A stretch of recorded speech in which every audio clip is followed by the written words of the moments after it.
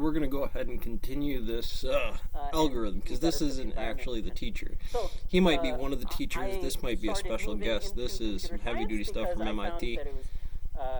So we're going to get into it, and I'll try my best to walk you guys through a mill report, a computer terminal, a house bill sequence, how to form the dimensional analysis to that, and the real schematics. Because sometimes, Stick Figure Joe, shaking hands of danger, doesn't know how to use that equipment, Johnny, and how useful and interesting in terms of results that simple algorithm 1 and 0 snap your neck, because it'll drop around like that. Geometric folding algorithms, sort of a broader umbrella. I'm pretty sure this is my MP guy. Talking about alien civilizations. I think that's this guy. Breeding dogs or whatever.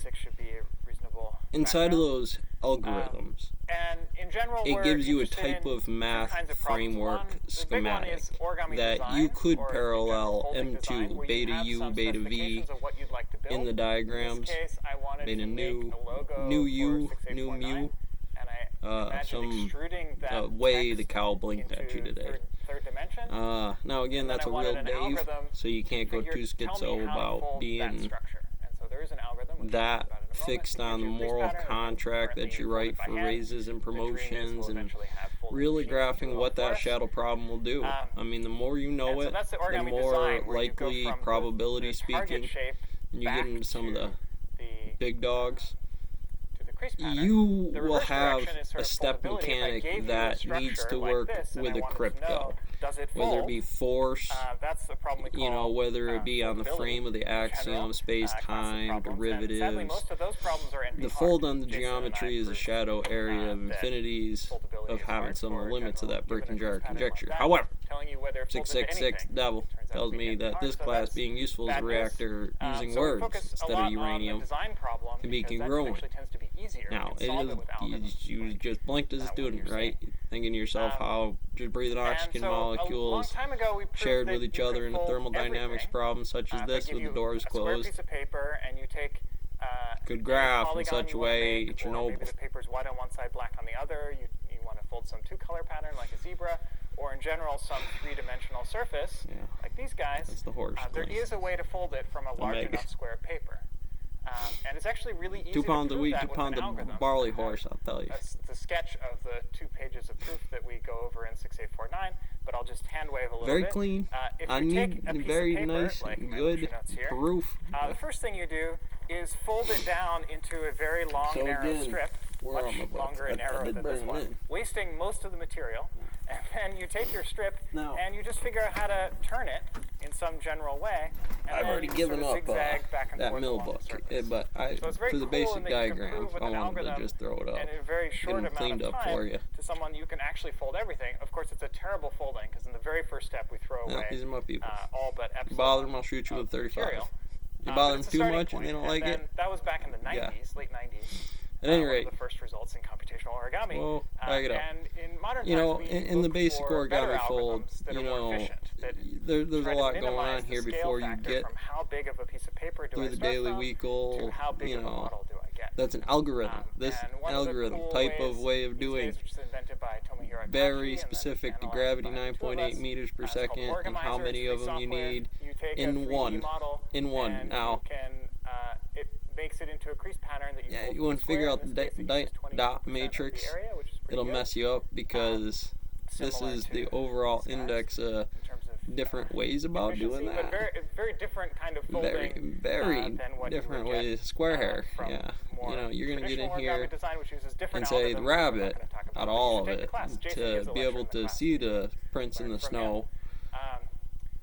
Are utilizing this, and like I said, that'll get you to 10 average packs, which are whole pallets of material. I think I got them somewhere in here. Where we got them? Several years ago, folding it into a steel bunny. And whole packs. It's like a totally new way to manufacture. Which are, all these boards today. That's a day count. How many of these did we get today? What kind of board? It'll tell you, well, this one's only come in, but these are all zeros. But they could have been. They could have been things for weight and first paper we wrote together was on maze folding. So doing that space folding kind of techniquing here, you're going to get into this kind of dropping, changing positions, X and Y's over that, graph this just a little bit differently on wave functions of which quadrants, micro and macro, if I programmed it the right way. Could be, again, it's a really hard one, so maybe try something smaller. You can also write your favorite message. Games we play around here. And fold Lion this Tamer. Maze extruded graph from this crease pattern.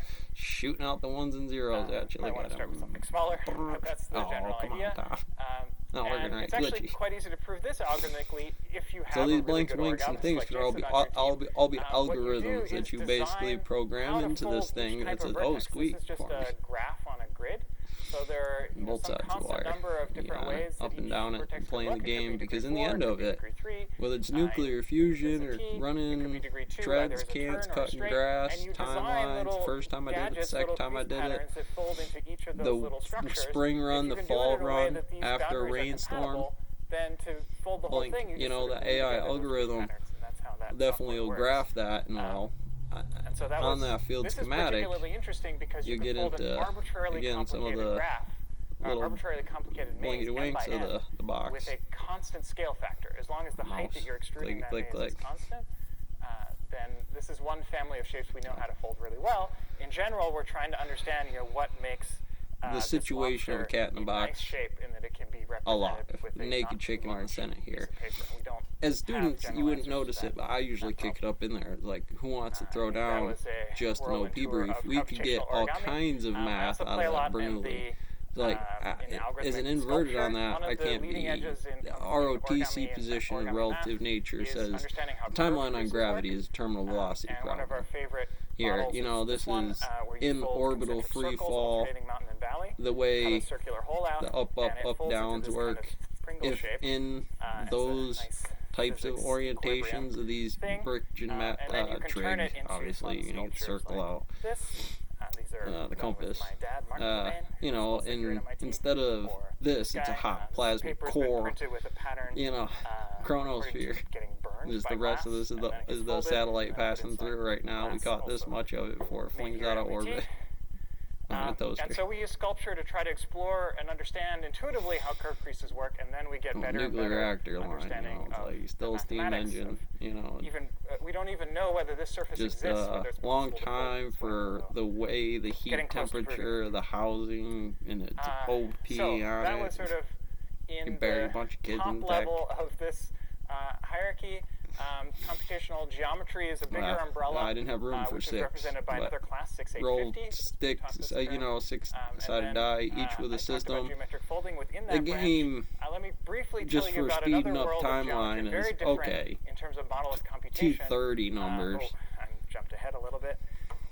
Rewind. So, let me show you one more fun demo. You're hitting me with you as a student from here with no course thesis whatsoever and none of this to change. Well, what if we decide n equals 0 and I equals 1? And make one straight cut. What are we talking about here? What's this brick seed fire flower to the root problem on? Well, if n is 0, let's take out Mario and make this a hydrogen dark matter, maybe lensing problem that gets to a point of matter that really doesn't interact with other matter. This fold here, getting the scissors to it. And I would be the result of something that we actually computate visually. Angelfish. Tough audience today. Keep going. You know, the way the hydrogen and the angelfish, I suppose. A particularly rock difficult ship. One to fold. Only fold. And to cut, yeah. Okay, hopefully that works well. That's really good angelfish. I mean, that wasn't really. Is the MIT logo. Ooh, yeah. It's pretty good. MIT. All right, so that's actually the first problem I worked on in computational origami. It's a lot of fun, and there's a really interesting algorithm here also for computing the crease pattern, how to fold your piece of paper to align. Now, in fact, GPT-3 graph you draw on a piece figuring of paper, out LiDAR backup car software to, there's turtle gear here. Cool.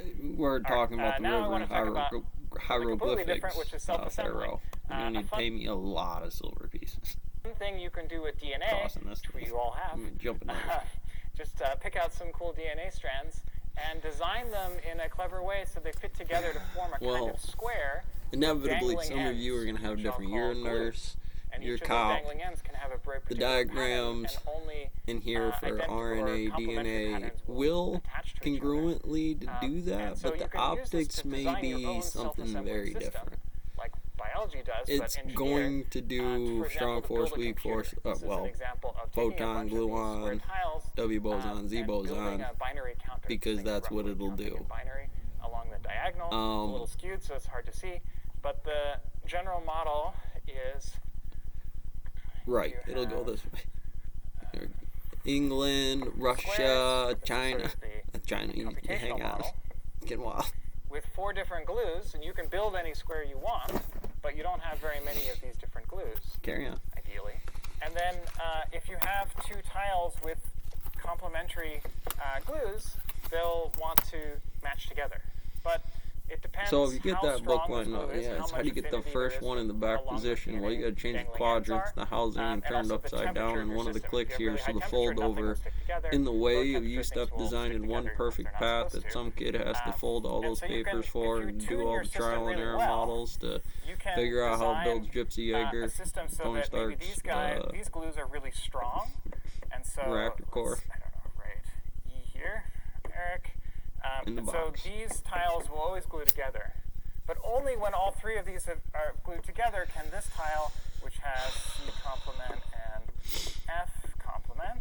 How can it do it? Then it will, if you set the temperatures just right, only because both of these edges match, will this tile be able to come in, and that's the basis. Put them real close together, nuclear fusion. Like, they're not allowed to do that. And so this is a very different model of computation from what we're used to in this class, where you think of instructions and they run one at a time. You ever hit you with that upside down triangle? Shouldn't the triangle be this way? It's squares that are just floating around and we're doing it this way. Like we did triangle this way.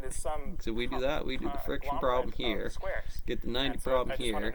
Do the time dilation here on the X, Y's, and Z's, and run this model in the quadrants. Figuring this thing out, breaking fourth wall. That you can execute in parallel, and so it only takes log n time passageway and a little doom guy right here. A linear number of different mixed operations to make an arbitrary shape, even using a constant number of different glues, which is cool and maybe practical. You can also use it to build a replicator where you're given an object like this that you don't know the shape of, like we don't know whether this exists, and we can't model it mathematically very well. And you would stick it in a vat, and all these tiles would attach and basically build a mold, and then start photocopying in 3D that mold. Well, I was going to say, Da Vinci would probably argue differently when he stole it from the cherub. And a constant number of tile types, and it does all of that.